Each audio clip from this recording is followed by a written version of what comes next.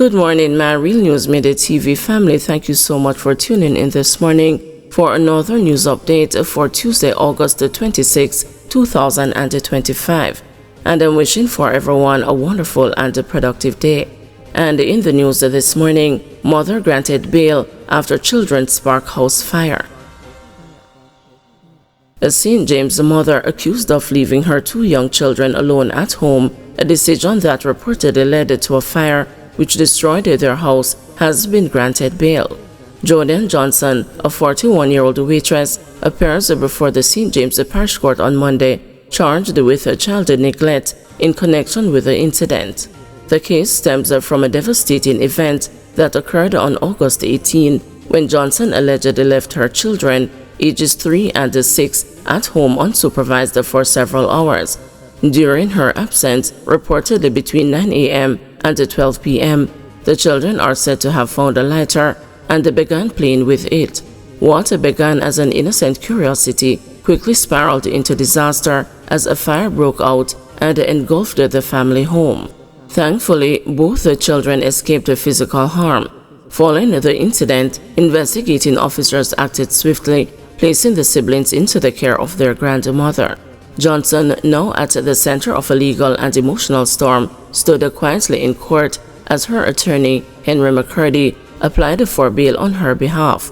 After reviewing the circumstances, Judge Dan Bernard approved the application, granting Johnson bail in the amount of $300,000 with up to 2 sureties.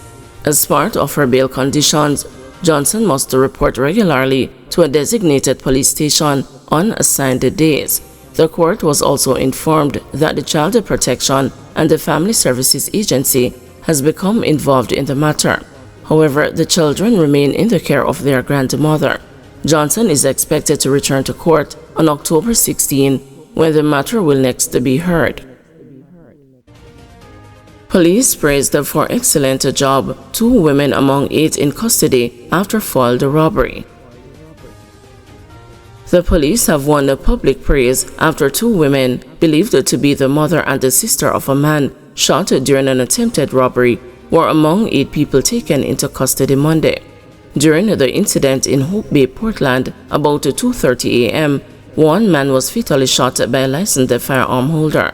Armed men broke into a business place. The licensed firearm holder challenged the men and they opened fire. One man was hit. The police quickly arrived on the scene and took control of the area.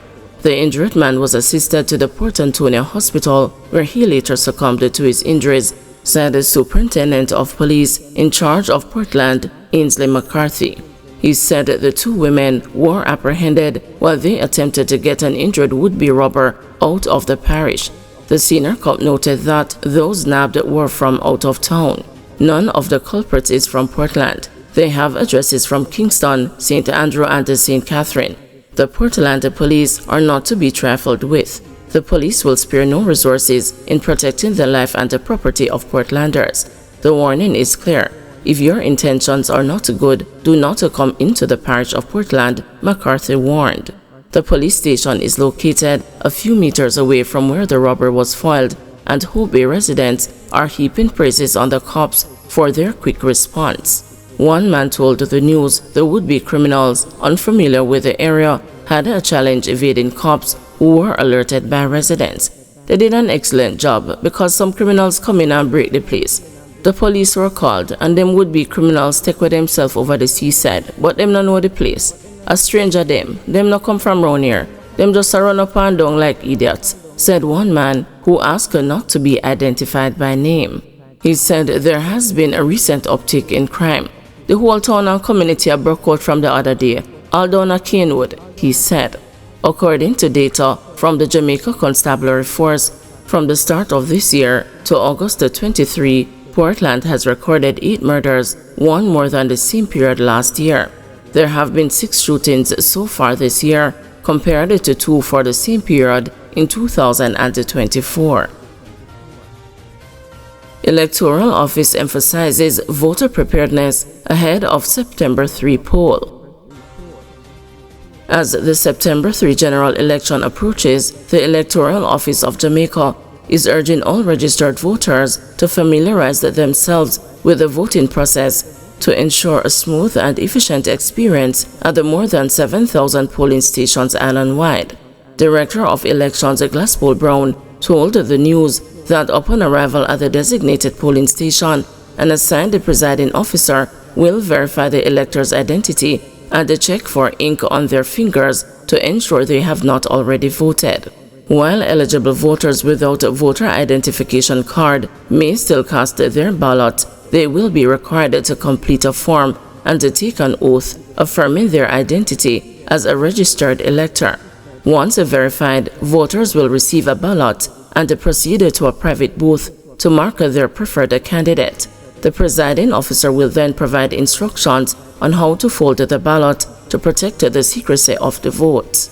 After depositing the ballot into the ballot box, voters will be asked to dip a finger in ink to indicate that they have voted, Brown stated. He emphasized that the voting process is designed to be transparent, secure, and accessible to all eligible voters, and encouraged the Jamaicans to exercise their democratic right responsibly. The director reminded voters that in addition to complying with all instructions from presiding officers, they should refrain from campaigning or discussing their vote and avoid using mobile phones within the polling station. Voters are also encouraged to wear neutral clothing and avoid garments displaying slogans or images of candidates. To maintain order and ensure smooth flow of the process, voters will be asked to leave the polling station promptly after casting their ballot. As soon as you complete the process of voting, we urge electors to leave the compound and return home or to work, Brown said. On September 3, more than 7,250 polling stations will be open from 7 a.m. to 5 p.m., allowing registered voters across Jamaica to cast their ballots. 71-year-old Old Harbour man allegedly held with Ganja in Portmore charged. A 71-year-old Bellas Gate Old Harbour in St. Catherine man has been charged by the police in Portmore after allegedly being held with a quantity of ganja. Austin McCullough, otherwise called the Bigger Man, is charged with possession of ganja and dealing in ganja. Reports from the Portmore police are that about 2:30 p.m. on Saturday, August 23, a police team was on patrol on Queens Avenue in Gregory Park when McCullough was observed at a stall making a purchase with a black bag in his right hand. According to the police, on seeing the cops, McCullough threw the bag to the ground. The lawmen approached McCullough. He was accosted and searched, and the bag was retrieved. The bag was searched and a larger quantity of vegetable matter resembling ganja was found in the bag.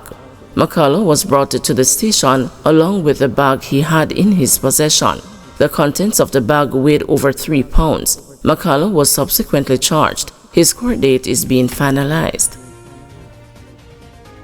Man arrested for allegedly shooting at teens.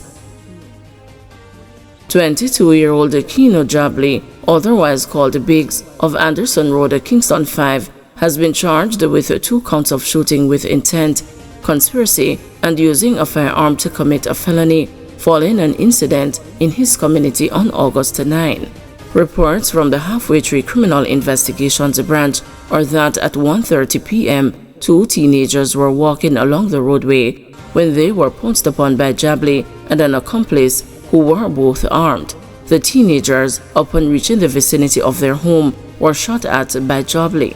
They fled to safety and subsequently notified the police. Jabli was arrested and subsequently charged following a question and answer session in the presence of his attorney. His court date is being finalized. Guys, thanks for watching. Please join us this afternoon at 2 p.m. for another news update.